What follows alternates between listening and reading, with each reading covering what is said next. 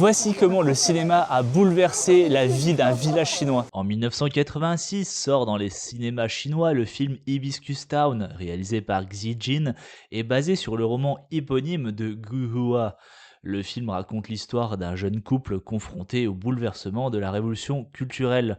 L'héroïne, Hu Yuin, tient un restaurant de tofu rice, une spécialité locale à base de tofu frais et de riz parfumé, un plat traditionnel qui, 40 ans plus tard, se déguste toujours dans le même décor de tournage devenu un petit restaurant local. On reconnaît encore la porte d'entrée de la vieille ville sur le côté et en tant que chasseur de lieux de tournage, je vous laisse imaginer notre immense satisfaction d'avoir pu manger dans ce restaurant. Mais revenons-en un petit peu au sujet. Le réalisateur Xi Jin cherchait un village authentique au charme traditionnel pour illustrer la vie quotidienne d'une petite localité chinoise avant et pendant la révolution culturelle. Wangkun, avec son architecture tibétaine sino-tujia, ses maisons en bois sur pilotis et ses ruelles anciennes représentaient parfaitement l'atmosphère rustique et populaire que le roman de Gu Hua décrivait.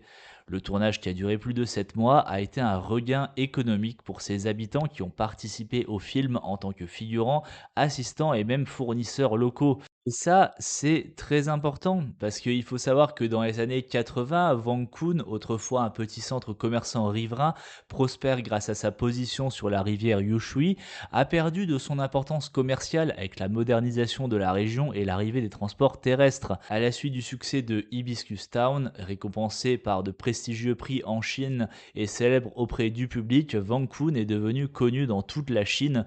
Le village a attiré plein de visiteurs, dont des ciné-touristes comme nous. Le succès touristique a été tel qu'en 1997, Wangkun a changé de nom officiel pour devenir Furong Town, la ville des hibiscus, ou Furongzen en chinois. Aujourd'hui, Furongzen connaît un véritable renouveau économique. On y célèbre les traditions des minorités ethniques de la région, donc les Tujia, mais aussi les Han et les Miao. Alors, est-ce que le cinétourisme est bénéfique pour cette région?